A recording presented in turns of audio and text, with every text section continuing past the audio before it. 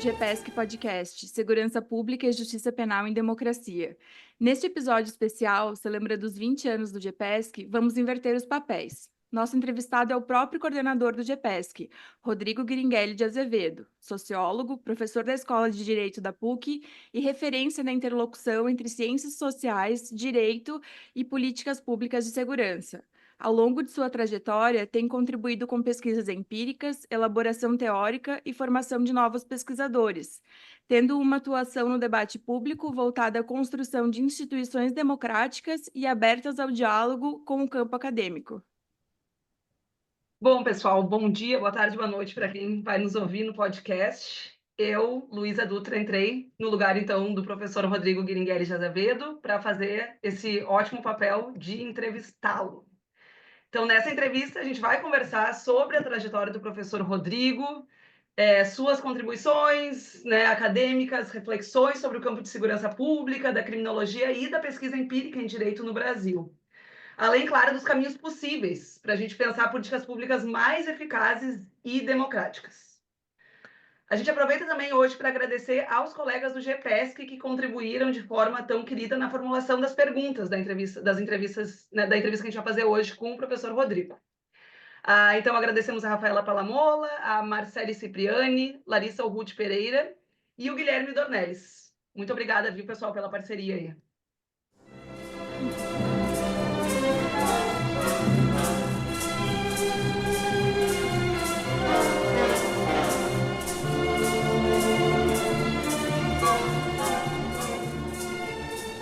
Então, iniciando a entrevista com o nosso querido professor Rodrigo, nós vamos já iniciar na trajetória.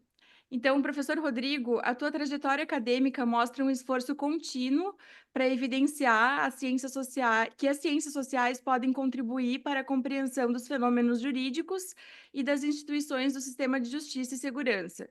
Mas e o caminho inverso? O direito tem algo a oferecer às ciências sociais para além de oferecer objetos de estudo?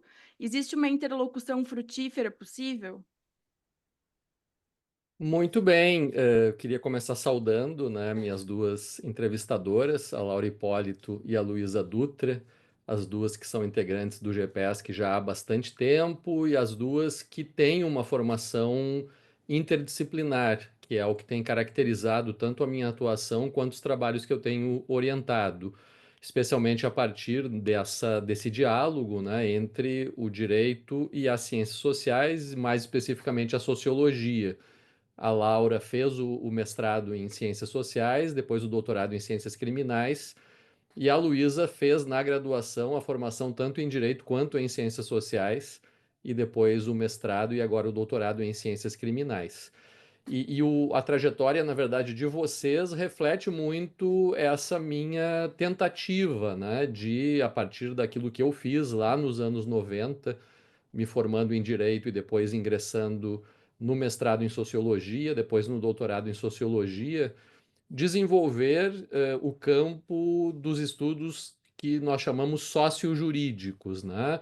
E quando se trata, né, quando se fala de estudos sociojurídicos, na verdade nós podemos aí colocar não apenas a sociologia, que é uma área, né, que tem uma história, talvez a mais antiga das ciências sociais, a tratar do direito, do fenômeno jurídico, e que no Brasil surge, inclusive, nos cursos de direito, já no final do século XIX, que são os primeiros professores, enfim, que começam a partir do direito a ler e a estudar as primeiras obras, né, dos clássicos da sociologia e começam a pensar sobre o direito a partir também de uma perspectiva sociológica, né? E isso vai se consolidando, enfim, com a criação dos cursos propriamente de ciências sociais e de sociologia, mas já muito depois, na década de 40, 50, e daria para dizer, inclusive, que esses cursos, né, de ciências sociais e de sociologia no Brasil, e isso é uma crítica, digamos, que pode se manter até hoje, eles tratam muito pouco do direito. Há uma série de obstáculos, dificuldades, barreiras para que os cientistas sociais consigam abordar e investigar esse universo do chamado campo jurídico, porque ele tem muitas especificidades, né? Ele tem toda uma complexidade que muitas vezes se torna um tanto quanto ameaçadora até para um pesquisador que se aventura numa área complexa como essa, né? Mas, de qualquer maneira, enfim, é uma discussão que vem, portanto, já de muito tempo, né? Por outro lado, a antropologia no campo das ciências sociais também aborda o direito já desde o seu surgimento quanto ciência, a partir do estudo de sociedades diferentes das sociedades ocidentais modernas, e que todas elas têm mecanismos de administração de conflitos que podem ser tratados como jurídicos.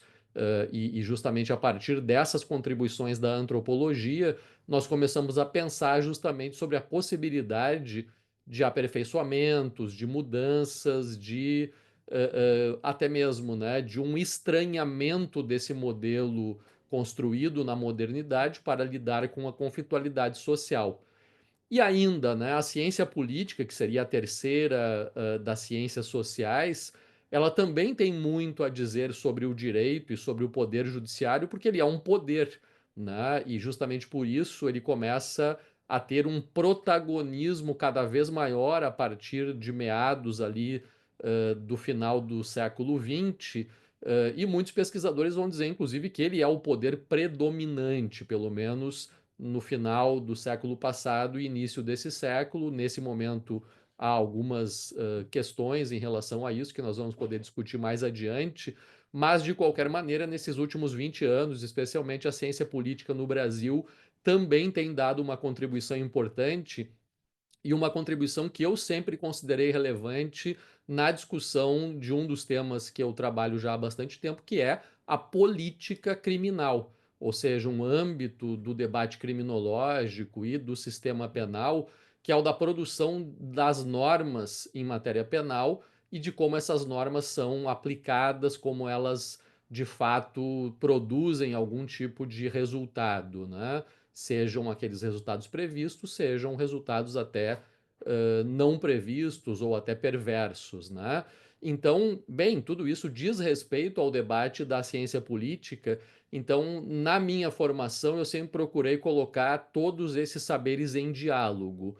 Embora a minha formação de graduação seja em direito e embora o curso de direito na URGS se chame Ciências Jurídicas e Sociais, e, portanto, no próprio nome ele já traz essa perspectiva de uma abertura para olhar para o fenômeno jurídico a partir das ciências sociais, embora essa abertura na prática não se concretize no âmbito da graduação em Direito da URGS, que tem, né, uma tradição, digamos, mais dogmática.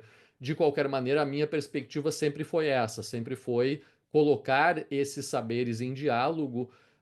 Mas, em relação especificamente, então, à pergunta, né, embora, de fato, né, haja muitas diferenças entre o que nós podemos chamar de uma ciência do direito, né, enquanto uma ciência social aplicada, e as ciências sociais, essas três que eu referi, né, de qualquer maneira, é importante reconhecer, então, as especificidades do direito, né, e reconhecer que ele não serve apenas enquanto mecanismo de interpretação e aplicação de normas, mas ele estrutura formas institucionalizadas de resolução de conflitos, seja por meio do acordo e do consenso entre as partes, seja por meio até de uma decisão judicial, que é, né, o padrão de solução de conflitos do contexto judicial.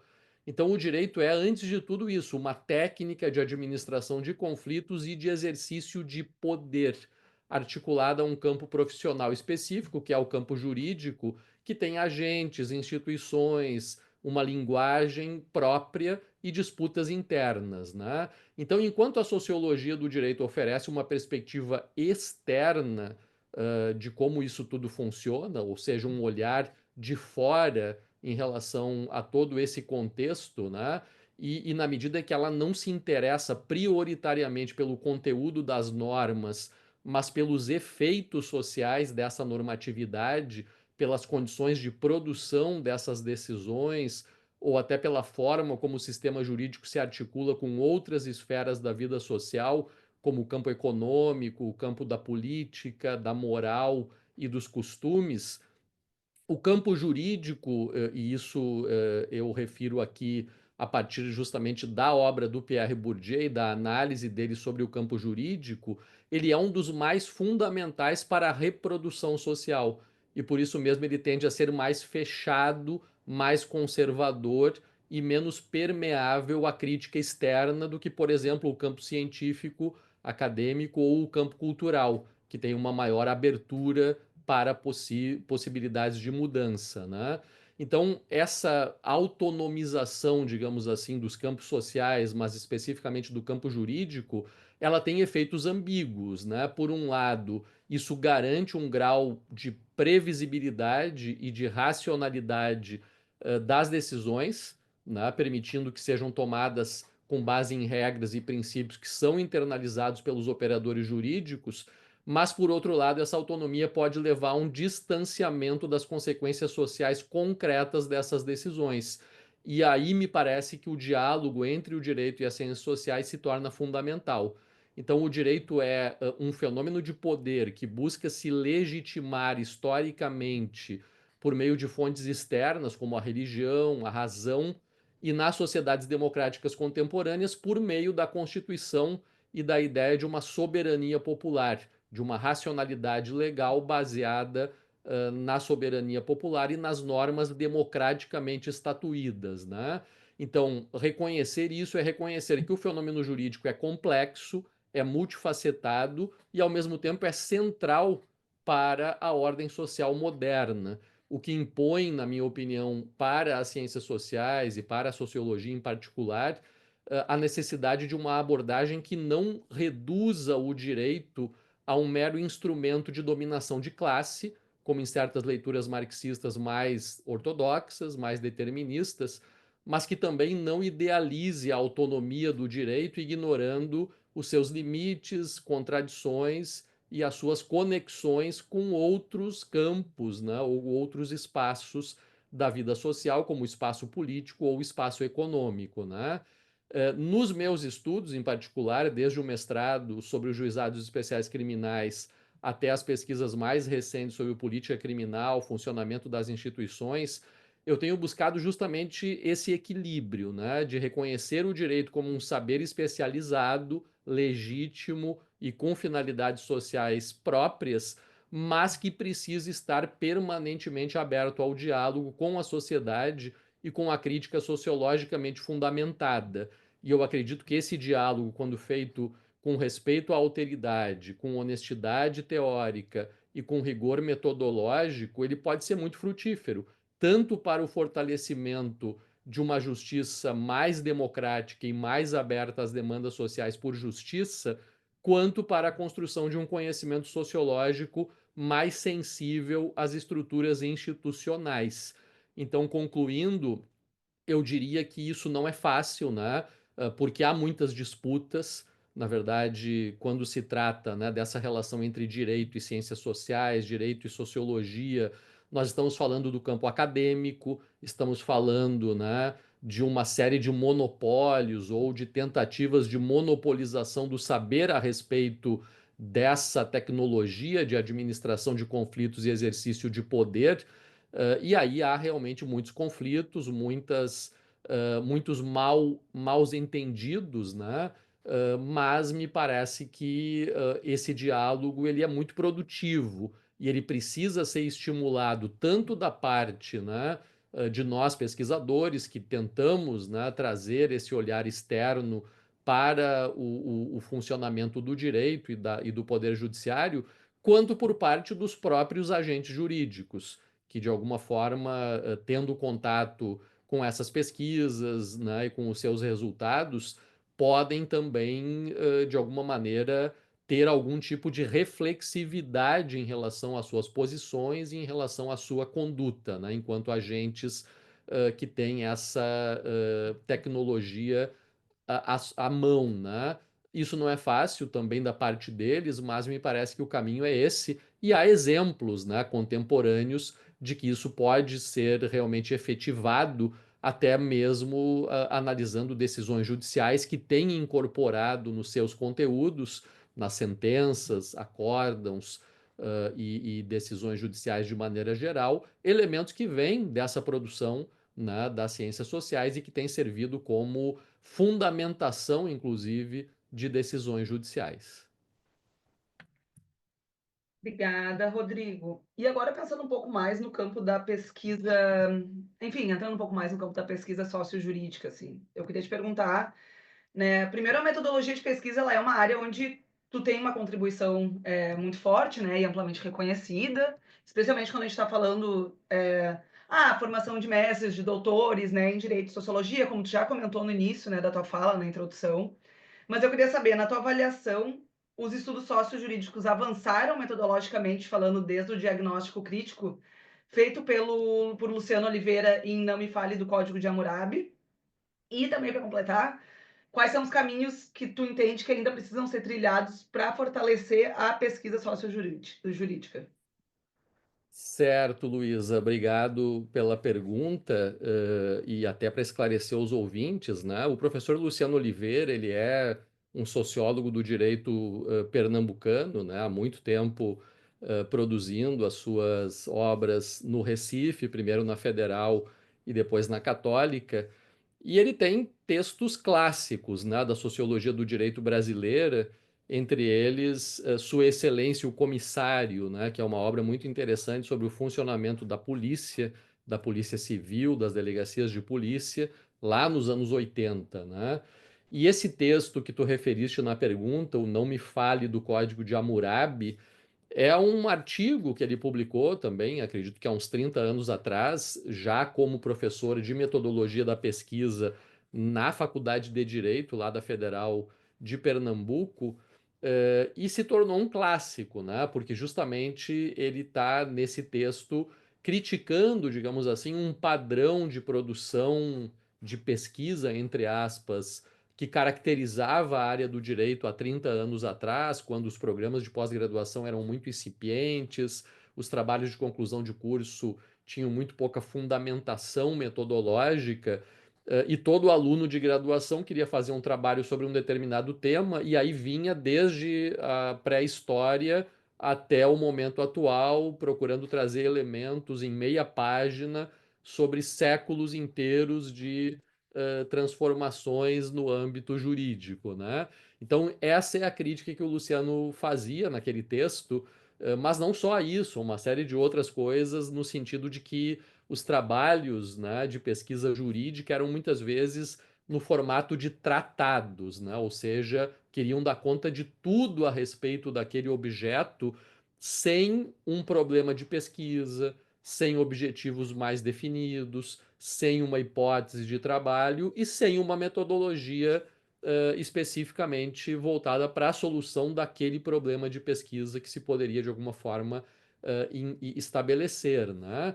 Então, realmente, é um texto que eu utilizo até hoje, né, na minha cadeira de metodologia da pesquisa no mestrado em Ciências Criminais, onde eu sou professor há 20 anos e todas as turmas de mestrado em Ciências Criminais da PUC passaram pela minha disciplina de metodologia, que é a disciplina que prepara os projetos de pesquisa para a banca de qualificação, já no primeiro ano do mestrado, né? Então eu procuro fazer, digamos, essa conversão desses alunos que vêm muitas vezes de uma graduação, enfim, para pesquisadores, tentando mostrar para eles, bem, como é que isso funciona, né? E eu posso dizer que sim, né? Que há avanços, né? Especialmente para mim que acompanho isso há tanto tempo. Hoje os alunos chegam no mestrado com muito mais clareza sobre o que é a pesquisa científica, o que é um projeto de pesquisa, né, qual é o escopo de uma dissertação de mestrado, né, e tudo mais, porque isso acabou se consolidando nos cursos de direito, né, através da obrigatoriedade do trabalho de conclusão de curso, das cadeiras de metodologia da pesquisa que foram criadas também na graduação, né? Então, eu diria que houve sim um esforço para incorporar uma pesquisa uma perspectiva mais empírica, inclusive, né? Trazendo elementos que vêm desses estudos que vão para além da norma e procuram analisar como a norma é colocada em prática, como é o funcionamento das instituições, que é muitas vezes, né, alguma coisa que um trabalho de conclusão ou uma dissertação de mestrado consegue demonstrar, né, trazer esses elementos que vêm dessa observação da realidade, muitas vezes é o que trabalhos de conclusão e dissertações têm de inovador, de original, e não uma discussão teórica, enfim, que muitas vezes é só uma reprodução de autores, né? E eu acho que também um outro exemplo de que houve realmente uma mudança aí nesses últimos 20 anos é a criação da rede de pesquisa empírica em direito, que é muito ativa, tem reunido pesquisadoras e pesquisadores de todo o país, né, com encontros anuais, publicações e toda uma série de debates em torno da qualificação metodológica da produção jurídica, e especialmente desse âmbito específico que é a pesquisa empírica em direito, né? Então, esses avanços que são evidentes, né, eles se devem, na minha opinião, ao reconhecimento de que para que o direito seja capaz de compreender os problemas e os conflitos sociais que chegam até o Poder Judiciário e propor soluções, né, que sejam mais efetivas, mais adequadas, é necessário dialogar com outras áreas do conhecimento, né? E nesse sentido, um outro elemento importantíssimo, né, que é o que eu já referi lá no início, a interdisciplinaridade, ela se impõe não apenas como uma escolha teórica, mas como uma necessidade prática, né? Quando nós analisamos esse contexto contemporâneo em que as decisões judiciais muitas vezes envolvem, por exemplo, né? E tu acompanha isso, Luísa, especificamente até na área da regulação das redes, né? A elaboração e a implementação de políticas públicas complexas, que muitas vezes têm sido colocadas em prática pelo Poder Judiciário e que exigem conhecimento técnico, dados empíricos e uma compreensão sociológica dessa realidade que se pretende transformar. Um outro exemplo é a chamada ADPF das favelas, né, em que o Poder Judiciário, através do Supremo Tribunal Federal, estabeleceu mecanismos de regulação da entrada da polícia em determinadas áreas no Rio de Janeiro, exigindo, inclusive, por parte do Poder Executivo, que submetesse essas operações a uma série de requisitos, né? Então, para que isso aconteça, o judiciário tem que estar instrumentalizado com elementos que vêm não só da lei, mas também de todo um conhecimento técnico, né, que envolve uma série de outras dimensões. E por outro lado, né, hoje, infelizmente, eu até diria, há uma também, né, em sentido contrário e paradoxalmente, uma tendência de retração desses espaços institucionais que antes favoreciam esse encontro de saberes, essa interdisciplinaridade, né? O exemplo disso, na minha opinião, é o que tem acontecido na CAPES, né, com os comitês de área, e no caso, especificamente na área do direito, toda uma dificuldade de acesso de pesquisadores com formação em ciências sociais, em filosofia, em psicologia, etc., mesmo aqueles que têm graduação em direito, aos programas de pós-graduação em direito como docentes, o que revela, na minha opinião, um fechamento disciplinar que é contraproducente diante da complexidade dos temas com os quais o direito tem que lidar e é contraditório com uma visão de fomento à interdisciplinaridade. Um exemplo muito concreto disso é o programa de pós-graduação em Ciências Criminais da PUC, né? Esse programa ele foi criado a partir do modelo canadense de formação em criminologia, lá nos anos 90, e o modelo canadense de criminologia é um modelo justamente que coloca o estudante já desde a graduação em contato com o conhecimento sociológico, de administração, de psicologia, de direito e de toda uma série de outros saberes para a formação do criminólogo, né? No Brasil nós não temos, ou temos de uma forma muito incipiente ainda, os cursos de graduação em criminologia. Esse espaço foi ocupado, né, há muito tempo pela formação jurídica, de uma forma até no sentido de um monopólio desse conhecimento a respeito de como regular os mecanismos de controle do crime, mas isso deixou muitas lacunas, né? Então, o nosso programa ele surge justamente tentando começar a preencher essas lacunas e por isso mesmo ele se conecta ao Comitê Multidisciplinar da CAPES, que era um comitê formado justamente para programas que não tinham uma afiliação disciplinar exclusiva, né? No entanto, nesse comitê, não havia abertura para a produção acadêmica do âmbito jurídico e das ciências sociais. O que predominava e até hoje predomina nesse comitê são as áreas de ciências duras, né? Tanto biomédicas quanto exatas. E com isso a nossa produção era muito mal avaliada, uma produção que é baseada em livros e capítulos e artigos de revista nacional, e para eles isso não tinha muito valor, né? Então o que nós fizemos já no contexto ali da minha entrada no programa, no meados ali da década de 2000, foi migrar para o Comitê do Direito da CAPES. Só que no Comitê do Direito, a exigência para os professores é que tenham um doutorado em Direito, salvo um percentual de 20%, né, de professores que podem ser doutores em outras áreas, mesmo tendo graduação em Direito, né? Então são considerados dentro desse percentual aí de exceção em relação ao padrão que é de professores doutores em Direito. Ora, isso dificulta muito, né? Eu fui o último professor a ingressar no programa tendo doutorado em outra área, em sociologia, e com toda uma produção, enfim, que envolve a relação entre direito, né, e sociedade, mas ainda assim considerado de uma outra área e não do direito, né? Então, me parece, né, que isso é um problema. Por outro lado, as disciplinas como sociologia jurídica e criminologia, que deveriam ser a porta de entrada para esse diálogo na graduação, foram sendo gradualmente esvaziadas nos currículos das faculdades de direito, inclusive com perda de carga horária, né, e etc. E isso é uma perda importante, na minha opinião, porque é justamente nesse momento formativo que o estudante pode ser apresentado a uma pluralidade de olhares sobre o direito, sobre o fenômeno jurídico, né, que são muito importantes para a formação do pesquisador e até para a formação dos operadores jurídicos, né?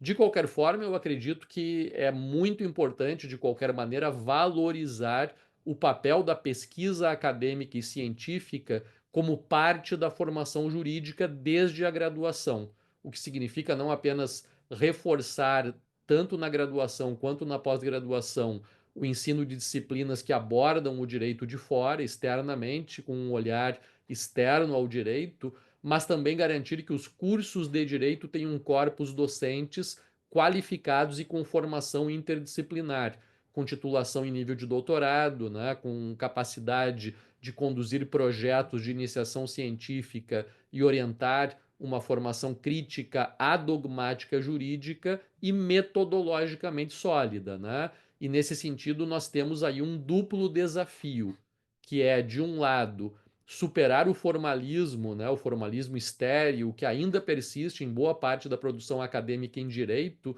e de outro lado, impedir que a abertura para outros saberes seja transformada numa simples decoração curricular, sem efeitos reais na formação dos juristas e na qualidade da intervenção dos agentes jurídicos na sociedade. E talvez até nesse sentido, né, me parece que um dos caminhos seja o de incorporar aos currículos as experiências de pesquisa e extensão, de atendimento jurídico popular, como acontece na PUC, em alguns outros cursos, onde essa prática jurídica é incorporada na formação acadêmica, e aí nós podemos ter de fato esse tripé, que é o ensino, a pesquisa e a extensão, cada um deles com as suas peculiaridades, né, mas com a sua contribuição também para a formação tanto de agentes jurídicos quanto de pesquisadores.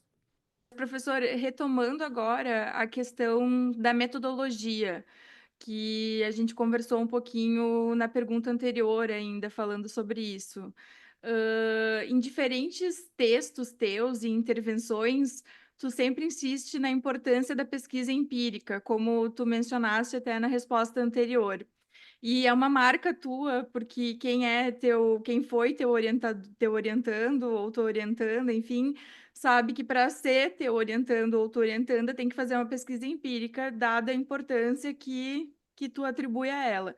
Mas como fazer com que esses estudos não se limitem à descrição de casos e passem, de fato, a testar, formular e reformular as teorias. Que tipo de articulação entre dados e teoria é necessário para dar esse salto analítico? Porque a gente sabe também da importância que tu dá entre unir a pesquisa de campo com a teoria. Bem, Laura, essa é uma questão central, né, para quem trabalha nessa interface entre teoria e pesquisa empírica. Digamos que não é uma exigência minha que o trabalho seja de pesquisa de campo, de pesquisa empírica, mas as pessoas que vêm trabalhar comigo e vêm trabalhar no GPS que têm essa pretensão, né, de realizar uma pesquisa que vá além da dimensão normativa, da dimensão dogmática do direito. E eu acabei me especializando nisso, né? Tanto a partir dos meus estudos, que sempre tiveram esse objeto de pesquisa, como se diz, empírico, né? Mas também por essa demanda que eu sempre acabei recebendo, inclusive outros colegas, né, e professores acabam pedindo até que os seus alunos e orientandos falem comigo quando há essa pretensão de uma pesquisa de campo, de entrevistas, de coleta de dados por meio de survey, análise documental e etc, né? Mas eu acho que é importante chamar a atenção do seguinte, né? Quando a gente pensa sobre isso, né? Primeiro, não há uma contraposição entre pesquisa teórica e pesquisa empírica, né? Porque não basta descrever casos interessantes ou mapear práticas institucionais. A pesquisa empírica ela só adquire densidade e relevância quando ela está articulada a um quadro teórico consistente. Porque senão a gente cai no empirismo, né? Naquela coisa muito positivista, no sentido científico, que é de acreditar que a realidade por si só vai nos dar as respostas. Isso não é verdade, né? Até porque o que nós temos sempre é um recorte. E fazer esse recorte da realidade e interpretar os dados exige um quadro teórico que permita essa interpretação, né, que permita situar esse recorte num contexto mais amplo e que permita interrogar, aí sim, os próprios modelos analíticos à luz dessa realidade observada. Então, claro, isso é muito exigente. E por vezes até eu tenho me deparado com alguns orientandos e orientandas que acabam de alguma forma se inibindo diante desse desafio, porque não é um desafio pequeno, porque é claro, é mais fácil trabalhar só com a teoria, no sentido de fazer uma revisão teórica, uma revisão bibliográfica e dar conta, digamos assim, da obra desse ou daquele autor, o que é que eles quiseram dizer e etc, né? E por outro lado, também é mais fácil fazer uma pesquisa de campo e produzir um relatório descritivo. Então, a realidade é essa, o que eu encontrei foi isso. Ora, isso não é uma dissertação, isso não é uma tese. Uma tese, uma dissertação envolvem, por um lado, sim, né, construir uma problematização que está baseada num referencial teórico, e no caso de um grupo de pesquisa como o nosso, esse referencial vem sendo construído, né, há décadas, e, portanto, ninguém começa do zero. É importante considerar aquilo que já foi feito, né? Reconhecer a importância de tudo que já foi produzido, tanto por mim como orientador, quanto por orientandas e orientandos meus, que vão sempre dando a sua contribuição para ampliar esse quadro teórico, para aperfeiçoar esse quadro teórico para análise de determinados objetos de pesquisa, para que, quando eu analiso os dados, essa análise não se resuma a uma pura e simples descrição, né, da realidade, que é sempre mais complexa, né? Então, ao longo da minha trajetória, desde o mestrado sobre os juizados especiais criminais, eu sempre procurei mostrar, né, como determinadas inovações institucionais, e aí entrando então nessa relação teoria e empiria, que são apresentadas muitas vezes pelo discurso legitimador como democratizantes, desburocratizantes, acabavam por produzir efeitos não previstos, perversos ou até indesejados, né? Então, a partir da pesquisa de campo, utilizando diversas técnicas de pesquisa, tanto quantitativas quanto qualitativas, e nesse sentido não há também nenhum tipo de preconceito em relação às diferentes técnicas de pesquisa empírica, que me parecem todas elas necessárias, né, importantes. Todas elas trazem elementos dessa realidade que é sempre muito complexa e sempre muito difícil de ser apreendida, mas a partir então desse levantamento que eu fiz, foi possível colocar em questão os modelos que até então interpretavam esses mecanismos, seja, né, os da criminologia crítica, seja os argumentos normativos do campo jurídico, propondo então naquele momento, uma leitura sociológica que apontava para estratégias de racionalização seletiva da justiça penal. E esse estudo se tornou uma referência justamente por ter sido capaz de fazer o caminho de ida e volta entre teoria e empiria. Não apenas confirmar ou refutar hipóteses, mas também reformular categorias analíticas a partir do que emergia do campo, né? Que acho que é aí sim o grande desafio. E esse é um ponto que eu sempre reforço, né, na formação de pesquisadores.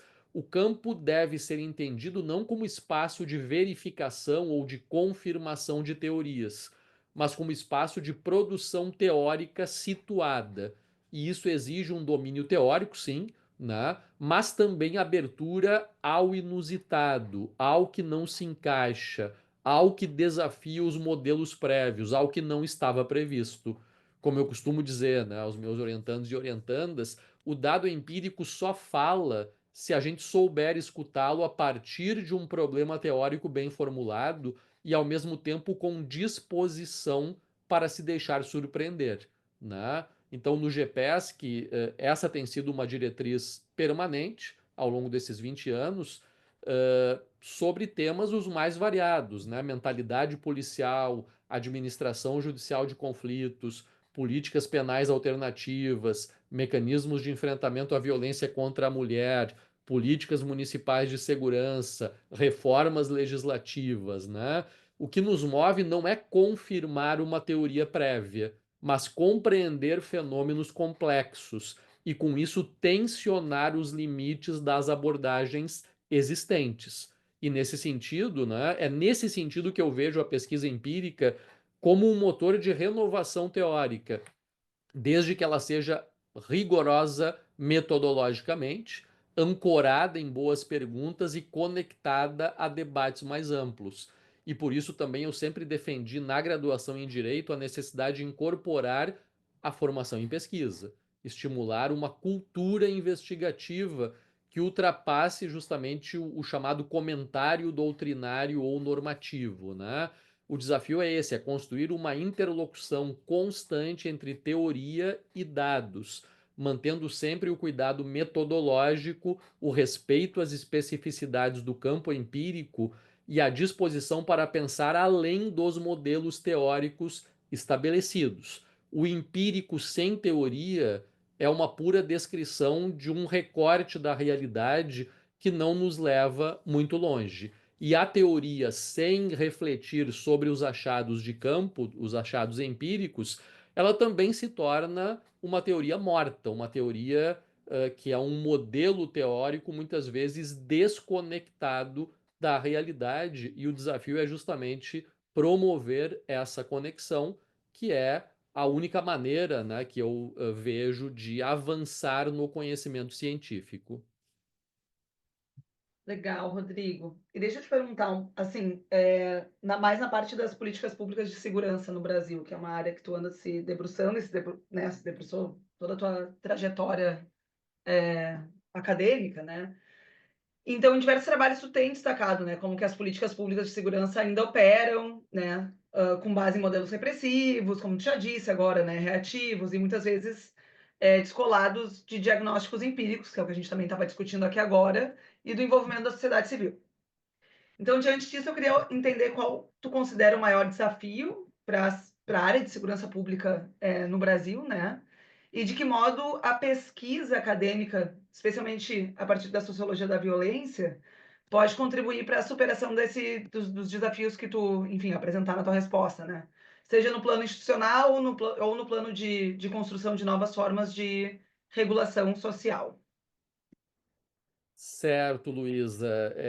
Essa pergunta, ela nos coloca dentro de um campo minado, né? Porque seria muito confortável e muito fácil para mim responder a essa pergunta a partir de uma perspectiva que eu chamo de um senso comum teórico. O senso comum teórico no campo do debate a respeito do crime e do controle do crime no Brasil é o senso comum produzido pela criminologia crítica. Ou seja, a violência e o crime são um problema que decorre de uma estrutura social desigual, de exploração, né? E, portanto, nós só vamos superar isso quando mudar o modelo de sociedade. Não sabe bem em que sentido, né? Porque as tentativas de mudança de modelo do século XX elas não só não foram bem sucedidas, mas elas produziram efeitos muito negativos do ponto de vista das conquistas liberais em relação a direitos e garantias fundamentais e etc., né? E por outro lado, nós temos esse senso comum teórico, então temos, né, no campo acadêmico especialmente, e na sociedade de maneira geral, nós temos uma adesão cada vez mais hegemônica ao discurso punitivista, né, de que bandido bom é bandido não só preso, mas morto, né, de que é preciso combater o crime com formas cada vez mais duras, cada vez mais que nos permitam separar e dividir a sociedade em criminosos e homens de bem, né? E é essa a maneira, então, de lidar com esse problema. Então, a minha resposta a essa pergunta, ela é uma resposta polêmica no campo acadêmico. Porque o que eu digo em relação a isso, Luiz, o que eu tenho dito, inclusive, enfrentando essa discussão que me parece necessária, é que o maior desafio em relação à segurança pública hoje no Brasil é justamente a superação dessa falsa dicotomia entre repressão e garantias, entre combate ao crime e defesa de direitos. Porque, em primeiro lugar, isso é uma coisa que eu tenho dito, né? A interdição de comportamentos pelo Estado é necessária. É o único caminho, e o único caminho legítimo para isso é o direito penal. Como é que eu posso proibir alguém de praticar uma violência, de praticar uma conduta que causa dano a alguém? Somente através de um mecanismo que é esse, né? O direito penal, por meio da pena, por meio da punição. Mas justamente por isso é fundamental que o uso do direito penal seja limitado, seja proporcional e seja racional. O que significa que, por um lado, nós precisamos retirar do âmbito penal condutas de perigo abstrato, condutas que não causam dano a terceiros, como ocorre, por exemplo, com grande parte dos delitos ligados à política de drogas, que é o tema que a Laura tem trabalhado já há muito tempo, é uma referência hoje nesse debate, né? E me parece que nesse âmbito, efetivamente, a utilização dessa ferramenta estatal que é o direito penal tem produzido efeitos colaterais que são muito mais negativos do que tratar o problema de uma outra maneira, como saúde pública e etc., né? Por outro lado, significa investir na criação e efetivação de alternativas penais, como as penas restritivas de direitos e mecanismos de negociação no processo penal. Então, de um lado, né, levar a sério a ideia de um direito penal mínimo que precisa ser enxuto para que seja legítimo e para que produza os efeitos esperados nas condutas que são consideradas de fato absolutamente inaceitáveis no âmbito de uma sociedade democrática e civilizada, e por outro lado, ter também mecanismos alternativos, incluindo aí isso que eu estou chamando de mecanismos de negociação no processo penal, como a transação penal, a suspensão condicional do processo, os acordos de não persecução penal e até mesmo a delação premiada, quando aplicadas com critérios claros e controle judicial efetivo, né? Então, não me parece que esses mecanismos sejam negativos ou sejam algo que é fruto do neoliberalismo e etc., porque me parece que eles cumprem sim um papel importante no sentido de diversificar a resposta penal necessária, mas que deve ser pensada sempre na perspectiva da sua utilidade para tratar dessa conflitualidade social e dessas situações que envolvem a causação de dano direto a alguém. E nesse sentido, nem sempre a pena de prisão é a mais adequada. Por muitas vezes é melhor a pena restritiva e até mesmo essa negociação que impõe condições e, portanto, não produz impunidade, não produz, né, de qualquer maneira, uma falta total de resposta estatal, que é, na minha opinião, necessária, mas por meio de mecanismos que permitem essa reparação, essa possibilidade até mesmo, né, de uma entrada maior da vítima participando dessas possibilidades diversas de solução do conflito, né? Então, de qualquer maneira, né, é preciso romper com essa polarização infrutífera entre direitos humanos de um lado e punitivismo de outro, que, na minha opinião, tem paralisado o debate público e tem dificultado a formulação de políticas consistentes. A pesquisa acadêmica tem um papel fundamental nisso, né? Primeiro, demonstrando com dados os efeitos colaterais e perversos de um modelo de repressão ampliada e seletiva que produz superlotação carcerária, encarceramento massivo de jovens negros, pobres, fortalecimento de facções. E, em segundo lugar, ao identificar, avaliar e divulgar evidências sobre o que funciona, que me parece uma dimensão muito importante, né? Como tem destacado, inclusive, o Daniel Cerqueira, que é um economista ligado ao Fórum Brasileiro de Segurança Pública e ao IPEA, alguns estados brasileiros estão vivendo o que ele chama de uma revolução silenciosa, com quedas expressivas e sustentadas dos indicadores de violência letal, como é o caso do Espírito Santo, de Pernambuco, de Minas Gerais e do Rio Grande do Sul. E essas experiências, então, elas mostram que é possível avançar com políticas de prevenção, valorização do trabalho policial, requalificação institucional, sem abrir mão dos princípios democráticos. Ou seja, é possível ter efetividade com direitos, com garantia de direitos, né? Mas é óbvio, né, que isso exige governança, coordenação federativa, uso intensivo de dados e avaliações, que é o que esses estados têm buscado, né? Uma participação ativa do governador do estado e uma integração maior de esforços entre a União, estados e municípios, que inclusive é o que a PEC, a chamada PEC da Segurança Pública, encaminhada pelo ministro Lewandowski, procura institucionalizar do ponto de vista constitucional. Me parece que esse é um caminho importante, né? Mas, para além disso, e voltando à tua pergunta, Luísa, sobre a sociologia da violência, qual é o papel dela, né?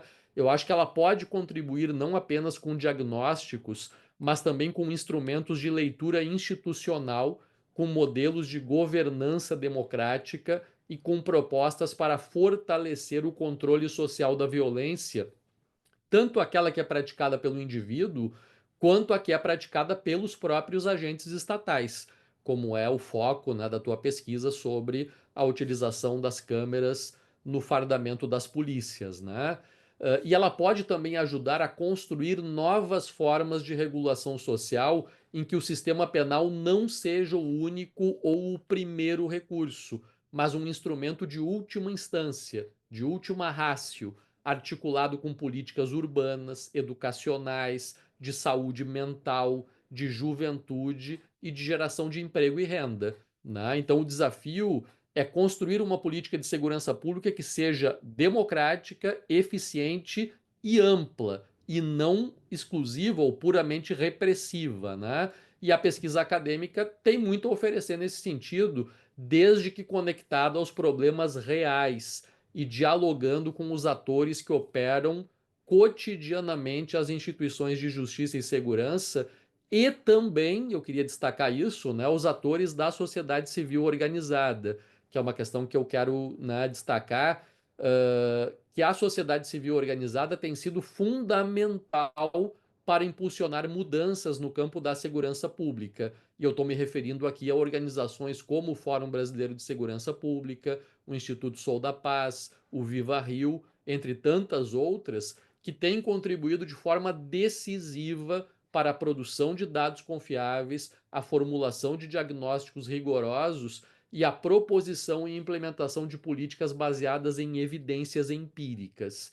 Esses grupos, né, essas instituições, além de estabelecerem pontes entre a academia, os gestores públicos e a população, também têm atuado no monitoramento das políticas de segurança e na construção de modelos de atuação policial que combinam legalidade, efetividade e respeito aos direitos humanos, e em um campo historicamente dominado por agendas corporativas e por interesses político-eleitorais de curto prazo, a presença dessas instituições da sociedade civil organizada é essencial para a construção de uma agenda pública mais racional, mais transparente, orientada para resultados de curto, médio e longo prazo. E por isso mesmo eu considero que é fundamental fortalecer essas instituições, garantindo a elas uma presença nos espaços de formulação, acompanhamento e avaliação das políticas públicas de segurança.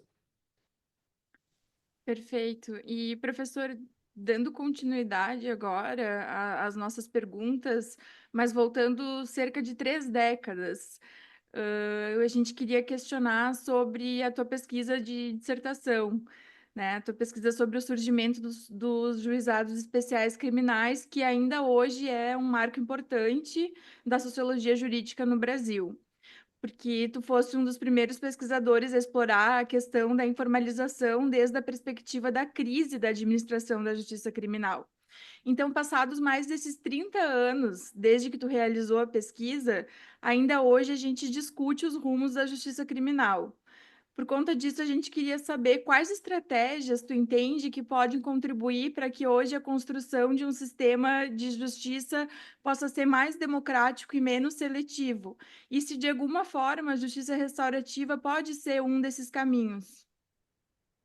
Bem, Laura, essa pergunta ela me toca realmente de maneira muito direta, porque foi justamente o tema dos juizados especiais criminais, como eu já disse antes, né, que me levou à pesquisa sociológica lá no mestrado, em que eu ingressei em 1997, sob orientação do professor José Vicente Tavares dos Santos, né? E naquele momento, o Brasil vivia um processo ainda de redemocratização, a Constituição não tinha completado 10 anos, e eu vinha acompanhando o debate internacional sobre o chamado movimento de acesso à justiça, que foi um movimento que surgiu na Europa e nos Estados Unidos nos anos 70 e 80, como resposta a uma crise de legitimidade do poder judiciário e da sua sobrecarga. Então, esse movimento, né, capitaneado, entre outros, pelo Mauro Capelletti, um italiano que fez uma grande pesquisa mundial junto com o Brian Gart sobre acesso à justiça, esse movimento ele estava associado a uma luta por reconhecimento de direitos de grupos sociais historicamente marginalizados ou vulneráveis e buscava ampliar o acesso à resolução de conflitos com novos arranjos institucionais mais acessíveis e menos burocráticos. Então, no Brasil, esse movimento ele ganha força com a Constituição de 88, que previu a criação de juizados cíveis e criminais. E os juizados criminais, então, eles surgem como uma tentativa, né? E isso aconteceu ali, a Constituição entrou em vigor em 88, a lei que regulamentou os juizados cíveis e criminais é a Lei 9.099 de 95. E eles surgem, especificamente os criminais, como uma tentativa de enfrentar uma realidade muito concreta, uma conflitualidade social difusa e enraizada, sobretudo nos grandes centros urbanos que vinham crescendo, né? Que haviam crescido muito, especificamente no contexto da ditadura militar, e para a qual o Estado não oferecia uma resposta efetiva a não ser por meio do camburão da Polícia Militar ou do balcão da Delegacia de Polícia. Então, a minha pesquisa buscava justamente entender como esse modelo, né, o modelo dos juizados, respondia a esse desafio. E o que eu constatei foi que houve, de fato, né, com a criação dos juizados, uma abertura das portas do Poder Judiciário para os chamados conflitos de proximidade, que antes eram invisibilizados ou resolvidos por mecanismos extralegais, como o acordo na delegacia de polícia.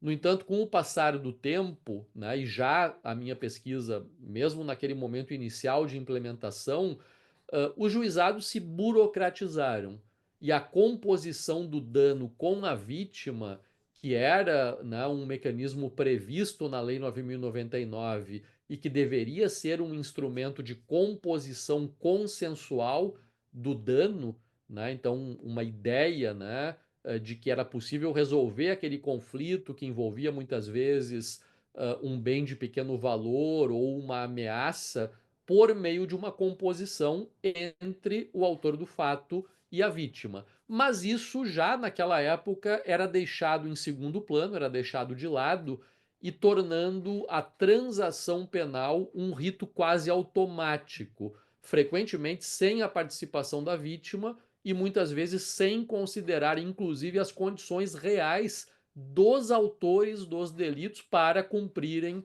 a condição estabelecida na transação penal, ou seja, a medida alternativa que é aplicada como forma, então, de encerrar o caso sem julgamento de mérito e por meio da aplicação disso que seria uma medida alternativa, não é uma pena, porque não há condenação, mas é uma medida que tem as mesmas características das chamadas penas alternativas ou restritivas de direitos, né?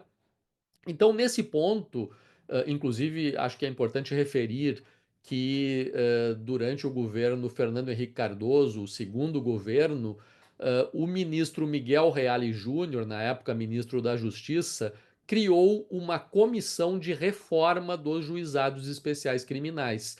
E vejam, isso aconteceu 5 anos depois da implementação deles, porque já se percebia que havia problemas. Essa comissão foi formada por mim, por alguns colegas como o Alexandre Wunderlich, na época o jurista René Ariel Dotti, já falecido e que havia participado de várias comissões de juristas para a elaboração, inclusive, da reforma do Código Penal de 84, né? Então era uma comissão importante, né, que vinha reunindo e discutindo algumas possibilidades de reformulação desses procedimentos criados pela Lei 9.099, mas naquele momento o ministro Miguel Reale Júnior acabou pedindo demissão, porque ele era contrário à intervenção federal no Espírito Santo, que foi aprovada pelo governo, ou até o contrário, acho que ele era contra a intervenção,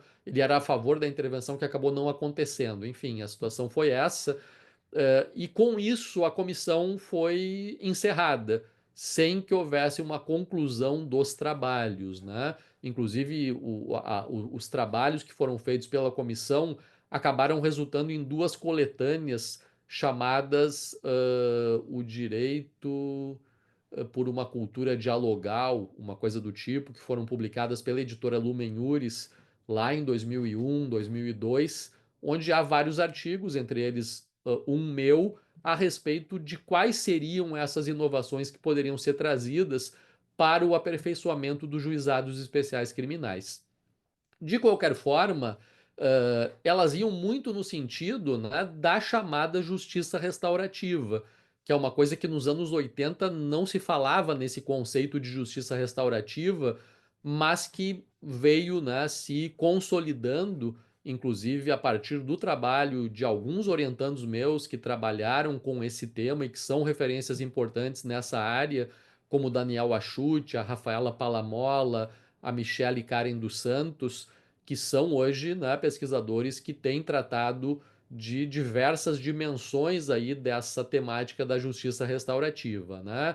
Na minha opinião, ela não pode ser vista, digamos assim, como uma substituição da justiça penal, especialmente em crimes graves que envolvem violência contra a pessoa, crime organizado, com ramificações nas agências estatais, que exigem, na minha opinião, medidas retributivas como resposta, mas a justiça restaurativa pode ser uma alternativa, sim, para lidar com certos tipos de conflito, particularmente aqueles que envolvem relações continuadas, danos simbólicos ou morais, como ocorre muitas vezes em conflitos de vizinhança, conflitos familiares e até conflitos nas escolas, onde há programas de justiça restaurativa que são muito bem sucedidos, né?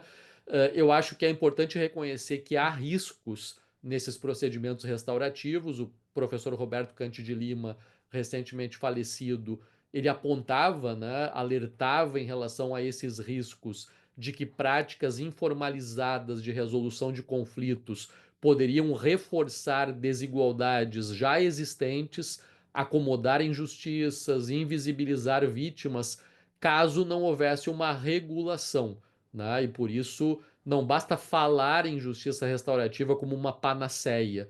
Na minha opinião, é preciso regulamentar essas práticas, garantir a sua autonomia em relação ao sistema penal e ao sistema policial, porque muitas vezes há uma tentativa de apropriação e de relegitimação da justiça ou da polícia incorporando esses procedimentos restaurativos. E, na minha opinião, o melhor caminho seria o de formar profissionais qualificados para a condução dos círculos restaurativos, né, que exigem toda uma técnica, toda uma ética e toda uma sensibilidade social que não me parece que seja a atribuição nem do sistema de justiça, nem da polícia especificamente, né? Então, não me parece que a solução de todos os problemas da justiça criminal possa vir desses novos ou desses procedimentos que são vinculados a esse conceito de justiça restaurativa, mas com certeza, né, como demonstram esses estudos que eu já referi, ela pode contribuir para reduzir o uso do sistema penal em situações onde ele mais atrapalha do que ajuda e oferecer espaços democráticos de escuta, responsabilização e desde que haja essa regulação, né, essa normativização desses procedimentos, porque caso contrário eles acabam ficando muito ao sabor daqueles que são os responsáveis pela sua implementação, e aí não há de fato padrões, não há limites, não há critérios sobre o que pode e o que não pode ser feito, e aí os resultados não me parece que sejam muito adequados, né? Obrigada, Rodrigo. Agora eu vou te fazer uma pergunta um pouco, a mim, eu acho uma pergunta muito interessante, acho que um pouco mais polêmica, assim, né, na nossa área, assim, pensando nos estudos, na área do campo da violência. Mas eu queria te perguntar, assim, no campo acadêmico, né, a gente tem assistido algumas disputas teóricas sobre como a gente compreende da melhor forma a criminalidade e a violência, né? Então, desde a criminologia crítica até as leituras Foucaultianas, então passando pela sociologia da violência e mais recentemente pela chamada sociologia dos mercados e atores ilegais. Então, eu queria entender como é que tu avalia essas disputas, né? O que que tu poderia comentar sobre elas, né, na tua avaliação, e se existe uma possibilidade de diálogo, né, entre esses diferentes campos, né, dentro desse campo de disputa, né? Ou se é preciso a gente afirmar diferenças teóricas de forma mais nítida enfim, queria te ouvir um pouco nisso aí. Certo, Luísa, é mais um campo minado, né? A Luísa está com as perguntas mais tensas. Mas eu acho que é fundamental, Luiz. Acho que esse tema é fundamental, porque eu acho que tem uma certa tradição acadêmica no Brasil, que é uma tradição de acomodação das divergências. Então, ou as divergências não são explicitadas, ou quando são explicitadas do ponto de vista teórico, não são tratadas como tais, ou seja, numa tentativa de conciliação, de fazer aquilo que eu sempre digo para os meus orientandos que eu não quero que eles façam, que é a chamada colcha de retalhos teórica. Então aí se coloca tudo junto, desde teorias do consenso e teorias do conflito, Marx, Foucault, Weber, Durkheim, como se tudo que cada um desses autores clássicos ou mais contemporâneos tenha dito é válido. E vamos juntar tudo, porque afinal de contas todos eles são muito legais, são muito corretos, são muito adequados. E o importante então é botar todos os autores possíveis para dar conta dos nossos problemas de pesquisa, né? Ora, isso realmente não é possível, né? E isso, digamos que caracteriza muito mais a área do direito quando se pretende, né, incorporar teorias que vêm dessas áreas das chamadas ciências sociais e quando não há um maior aprofundamento, quando não há um maior domínio das diferentes tradições teóricas, das diferentes genealogias do ponto de vista de onde vem determinado conceito, de onde vem determinado modelo teórico, aí se acaba juntando coisas que realmente não fazem sentido, né? Então, eu defendo, né, que o diálogo entre perspectivas teóricas ele é absolutamente necessário. Eu mesmo me considero alguém que trabalha na perspectiva de um pluralismo teórico. Eu não estou fechado a um modelo teórico absolutamente imexível, né?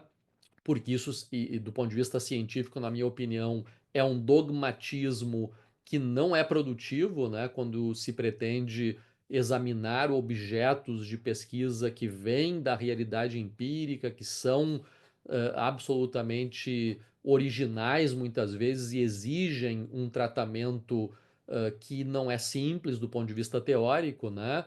Então, e especialmente quando se lida com objetos ou com fenômenos complexos como crime, violência, mecanismos de controle penal, que não tem uma interpretação unívoca. Afinal de contas, o que é o crime? Há várias leituras sobre isso, né? O que é a violência? Pior ainda, né? Para que serve o controle penal? Não há consenso algum, né? Então, é necessário esse diálogo quando ele é feito com rigor teórico, com clareza epistemológica e, sobretudo, e aí é o elemento que eu tenho acrescentado nesse debate, o compromisso político com a democracia. Então, o que tem pautado a minha relação com as diferentes tradições teóricas e com a possibilidade de utilização de diferentes modelos para a interpretação dos fenômenos que eu tenho pesquisado passa também por isso, né? E por isso eu acho que afirmar as diferenças teóricas é fundamental, né? E aqui me parece que parte das correntes predominantes na chamada criminologia crítica, com forte inspiração numa perspectiva macroestrutural marxista ou na abordagem Foucaultiana da sociedade disciplinar e da biopolítica, tem sérias dificuldades para dar conta do contexto social contemporâneo, tanto no diagnóstico quanto na formulação de alternativas. Na minha opinião, no momento histórico que nós estamos vivendo, de ascenso de movimentos autoritários, iliberais e antimodernos, que não apenas rejeitam os valores democráticos, mas também defendem o direito ao arbítrio, à discriminação e à violência como formas legítimas de organização social e exercício do poder, nós precisamos de uma teoria social que vá além da denúncia abstrata ou da crítica generalizante às instituições. Nós precisamos de uma teoria social que se comprometa com a defesa e o aperfeiçoamento das conquistas democráticas, mesmo reconhecendo seus limites e contradições. E é por isso que eu tenho insistido na importância de reconhecer o papel histórico do Estado liberal na criação de mecanismos de limitação do poder político e também na necessidade de fortalecer o Estado social, com as suas políticas públicas redistributivas e os seus sistemas de proteção social.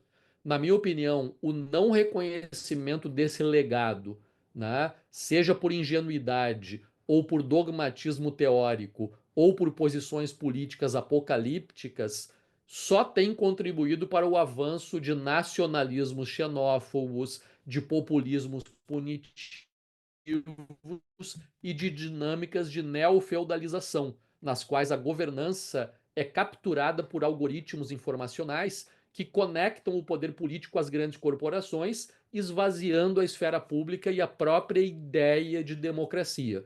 Então, nesse cenário em que nós estamos inseridos, nós precisamos, enquanto pesquisadores, reafirmar a importância do Estado democrático de direito e reforçar os mecanismos de governança estatal, ao mesmo tempo em que revitalizamos os espaços de governança global construídos no pós-guerra e que hoje estão em crise. Precisamos reconhecer, né?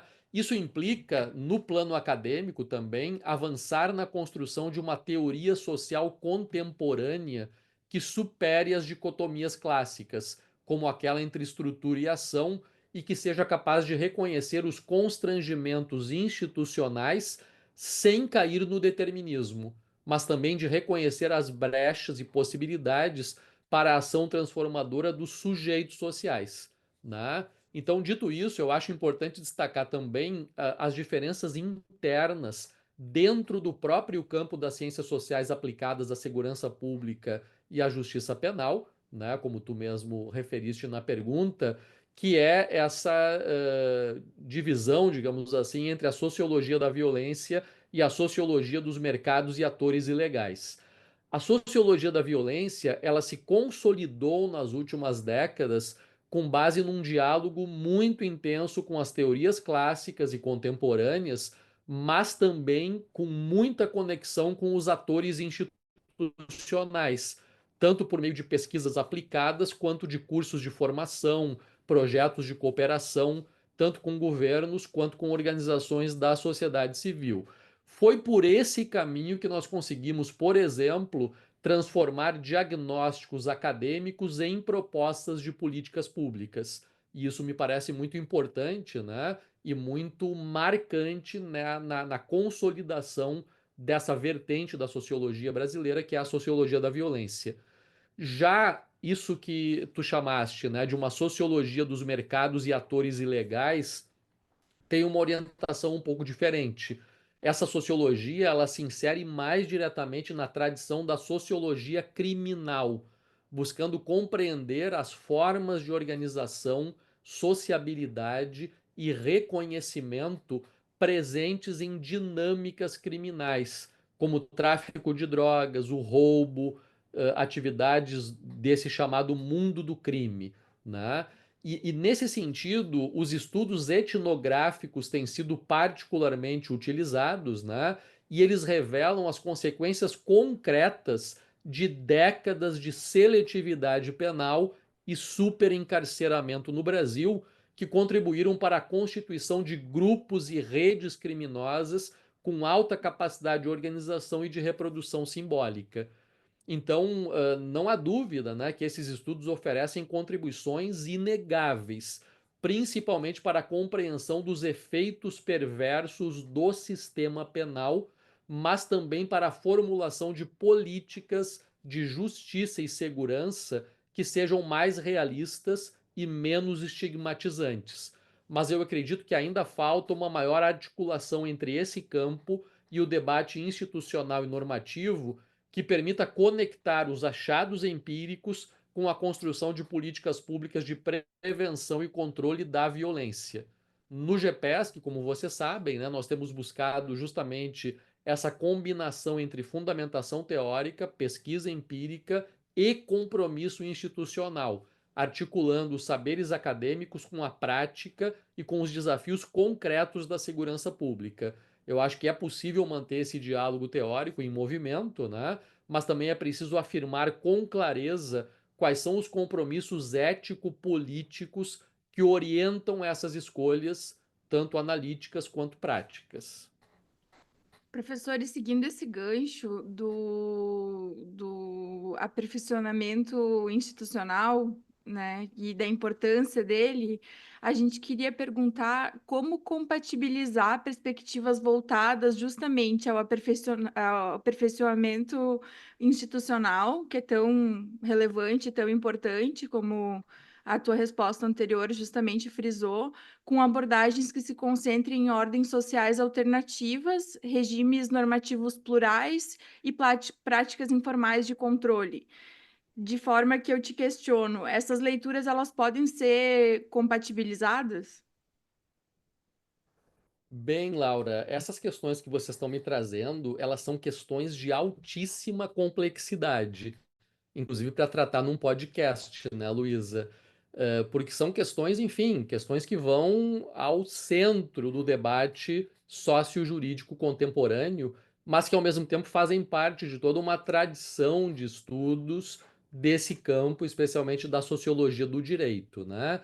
Então, de fato, né, existe uma tensão teórica de longa data entre as chamadas abordagens monistas do direito, que reconhecem no Estado o único produtor legítimo de normas jurídicas, e as abordagens pluralistas do direito, que observam a existência de múltiplas formas de regulação e resolução de conflitos na sociedade, muitas delas extraestatais, né?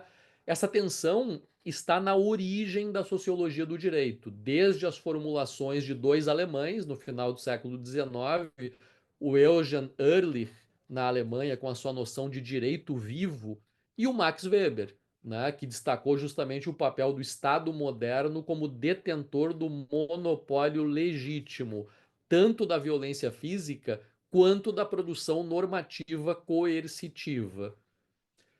Quando nós olhamos a realidade brasileira, nós vamos perceber que esse monopólio descrito por Weber nunca se consolidou de forma plena, mas não por um erro das categorias teóricas do próprio Max Weber, como muitos apontam, né? O Weber está errado porque isso nunca aconteceu. Não, é porque o Brasil nunca se tornou plenamente moderno nesse sentido weberiano, da garantia desse monopólio da violência legítima e da produção normativa coercitiva. A presença ou a permanência de mecanismos informais de regulação, desde a atuação de líderes comunitários até o domínio de grupos armados em territórios urbanos, como facções ou milícias, revela, na verdade, uma convivência complexa e muitas vezes conflituosa entre o direito estatal e os chamados regimes normativos plurais. O problema, então, não está em reconhecer a existência desses espaços, porque ela é óbvia. O desafio está em pensar como esses espaços se articulam com os mecanismos estatais e, sobretudo, como podem ser incorporados a uma dinâmica democrática mais ampla. O que nós temos no Brasil é o que eu chamo de uma modernização truncada. De um lado, o processo de redemocratização, especialmente a partir de 88, nos proporcionou um avanço normativo e institucional inegável. Mas esse avanço enfrenta tanto obstáculos internos, pela permanência de uma cultura jurídica de tratamento desigual e de supressão dos conflitos sociais, quanto obstáculos externos, num contexto no qual os países centrais começaram inclusive a retroceder em seus próprios modelos de democracia liberal e de estados de bem-estar social, o que tem gerado um cenário global de crise democrática e de erosão do próprio projeto moderno de regulação estatal racional legal. E por isso eu costumo dizer, né, vamos devagar com o andor que o santo é de barro. Ou então, não vamos jogar a criança fora junto com a água suja do banho. É preciso reconhecer a importância de espaços sociais e institucionais alternativos, sim, porque eles são fundamentais para a participação popular, para a escuta das demandas sociais, para a ampliação do acesso à justiça, mas também é preciso reafirmar o papel do Estado como mediador legítimo dos conflitos sociais e promotor do desenvolvimento, por meio de políticas públicas universais, de afirmação e garantia de direitos, somadas a políticas de ação afirmativa para enfrentar as vulnerabilidades e desigualdades históricas. Então, concluindo, né, nesse sentido, a renovação da democracia, na minha opinião, passa por dois movimentos simultâneos. reforçar a legitimidade e a capacidade das instituições estatais, inclusive por meio de mecanismos de accountability, e criar espaços complementares de participação, escuta, deliberação comunitária que não sejam capturados por dinâmicas de dominação ou violência. Ou seja, renovar a democracia para enfrentar a sua própria crise. O que também exige, na minha opinião, enfrentar temas complexos como o controle das fake news, a proteção das instituições contra o autoritarismo e a promoção de um ambiente público plural e deliberativo. Essa compatibilização é difícil, mas é possível. E mais do que isso, é necessária para lidarmos com a complexidade da vida social no Brasil, que é marcada tanto por autoritarismos socialmente implantados, quanto por formas criativas e resilientes de organização coletiva e de solidariedade social. Esse é o desafio. Obrigada, Rodrigo. E agora, para a gente encerrar essa nossa conversa, esse podcast, o episódio, né? A gente queria te perguntar qual é a tua agenda de pesquisa para os próximos anos, né? Então, pensando que a gente está diante de uma sociedade, né, como a gente discutiu aqui no podcast, assim, marcada por um autoritarismo socialmente implantado, por novas formas de conflitualidade social, né? Assim como a gente pode falar em crise da democracia, né, e surgimento de novas lideranças autocráticas, né, em escala global. Pensando nessa agenda de pesquisa que tu vai trazer para a gente, quais são os maiores desafios, né, que o campo acadêmico também enfrenta para dar respostas à altura dessas transformações? E aí, fechamos. Muito bem. Sobre a minha agenda de pesquisa, Luísa, ela tem se desenvolvido, na verdade, durante esses 20 anos, a partir de dois eixos, né? Por um lado, as escolhas que eu faço como pesquisador, e por outro lado, as demandas que surgem orientandos e orientandas, quanto das próprias agências de fomento, né? Então, as questões que são trazidas por vocês, pelos alunos, pelos orientandos de mestrado, doutorado, elas têm sido fundamentais para aprofundar e diversificar os meus objetos de investigação.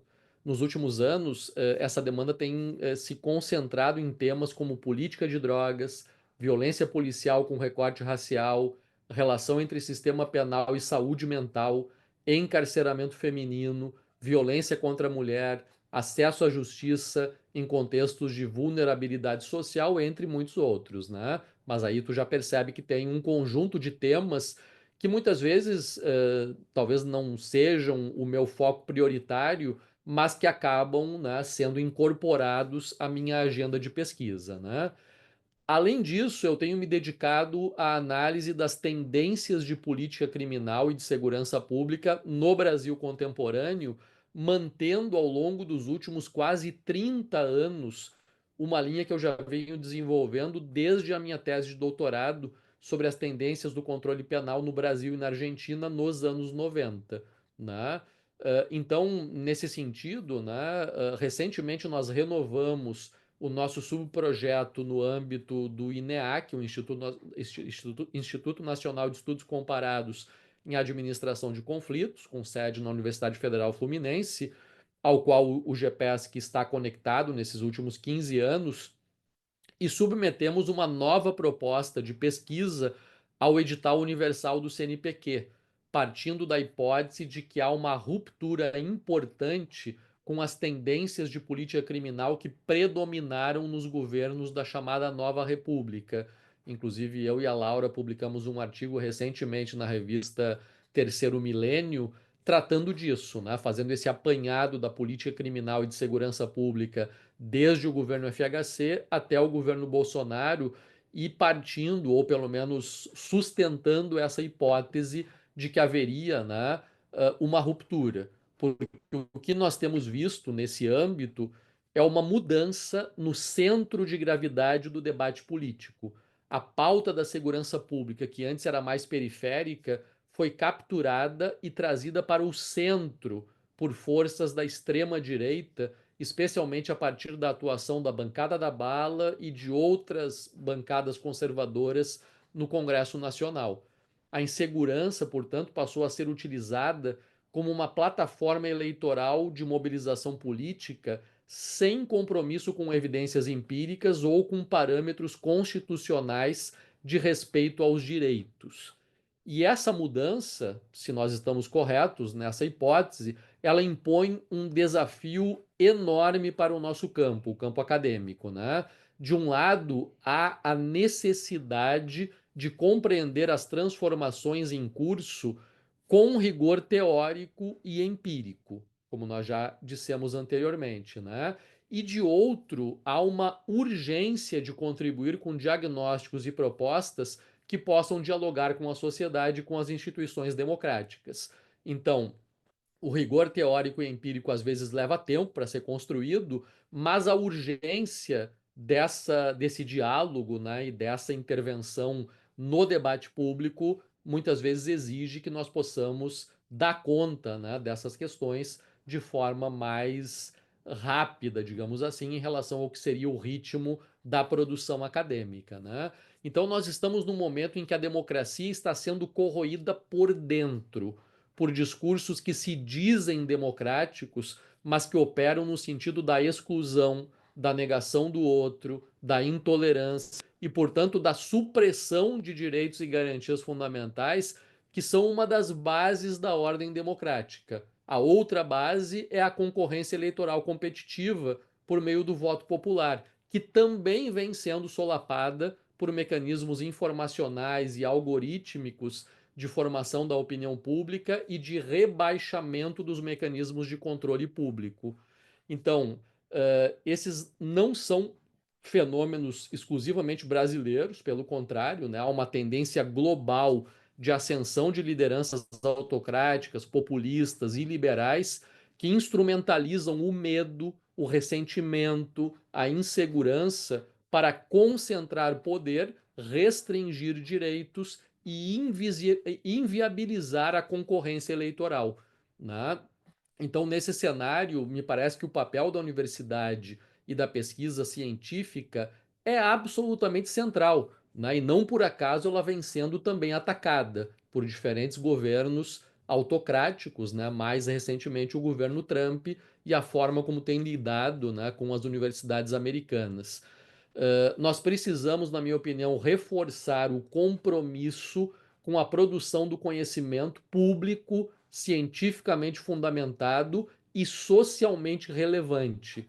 E também precisamos, Luísa, romper com o isolamento acadêmico e atuar de maneira mais incisiva no espaço público, contribuindo para a formulação de políticas públicas baseadas em evidências, como eu já disse, para a defesa da democracia e para a construção de alternativas concretas ao autoritarismo e à violência institucionalizada. A ciência, de maneira geral, e especialmente as ciências humanas e sociais, elas têm um papel essencial, na minha opinião, na reinvenção da democracia e na busca por formas mais justas, inclusivas, sustentáveis de organização social, mas para que isso aconteça é preciso que estejamos dispostos a sair da zona de conforto, para dialogar com diferentes saberes e setores da sociedade e reconhecer com humildade os limites das nossas próprias tradições teóricas e institucionais. E eu digo isso especificamente também no âmbito da justiça penal e da segurança pública, onde, como eu disse antes, né, existe um senso comum teórico que é crítico e que é bastante desconstrutivo em relação às instituições tradicionais do Estado moderno para lidar com o controle do crime. Me parece que nós estamos num momento onde precisamos superar essa tradição, reconhecendo, né, que ela teve o seu papel, que ela foi fundamental, mas que nós precisamos agora ir além, né? E esse reconhecimento da necessidade de ir além implica o reconhecimento de que a democracia é o horizonte, digamos assim, utópico da nossa época, ou seja, nós precisamos reconhecer que se com a democracia há problemas e ela está permanentemente colocada sob a necessidade de aperfeiçoamentos, reformas, no sentido da maior participação popular, do controle dos mecanismos de poder político e econômico, de qualquer maneira, se com ela há dificuldades que precisam ser enfrentadas, sem ela não há perspectiva alguma, né? E, portanto, esse é o grande desafio e é preciso que nós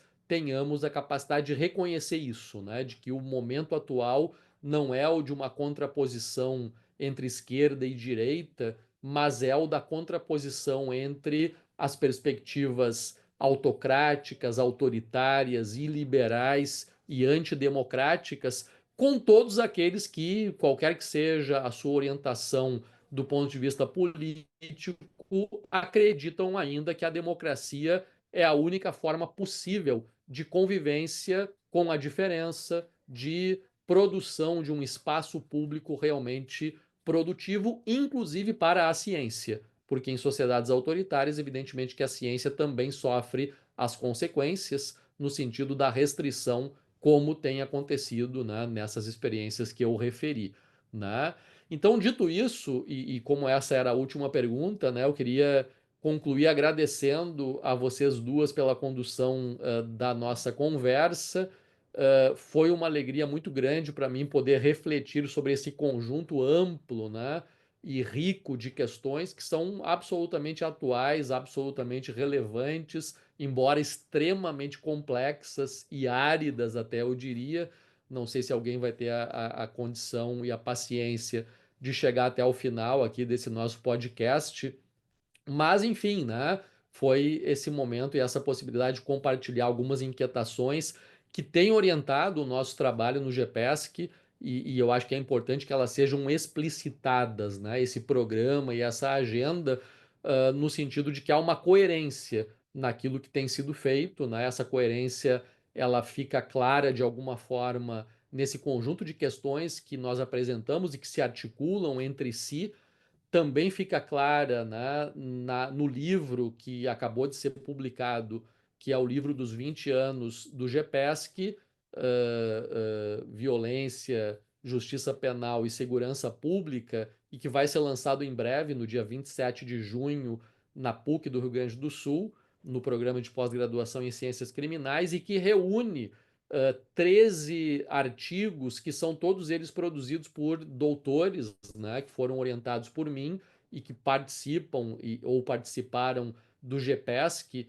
e que contribuíram, né, sempre e de alguma forma para essa construção coletiva, né, de um campo de pesquisa que tem bases teóricas bem definidas, ao mesmo tempo com abertura, né, para inovações, para novas perspectivas e que também tem como foco, do ponto de vista dos seus objetos de investigação, questões que são muitas vezes questões pontuais, questões específicas, mas que têm uma conexão muito grande, tanto com o debate social, político e jurídico brasileiro, quanto com esse debate mais amplo, né? E hoje, na minha opinião, absolutamente inescapável, que é o debate sobre a crise da democracia e os rumos, né, da nossa época, com o qual todos nós estamos de alguma forma implicados. E convido também, aproveitando, né, a todos e todas para o debate das pesquisas que serão apresentadas no 22º Congresso Brasileiro de Sociologia, que vai acontecer na USP no mês de julho, e onde nós vamos estar reunidos no Comitê de Pesquisa em Sociologia da Violência, onde vários pesquisadores do Brasil inteiro vão estar apresentando lá os seus trabalhos. Muito obrigado. Agradecemos ao professor Rodrigo Guiringhelli de Azevedo por esse diálogo tão instigante e a você, ouvinte, por acompanhar mais um episódio do GPESC Podcast, Segurança Pública e Justiça Penal em Democracia. Siga, compartilhe, participe conosco desse debate e até a próxima.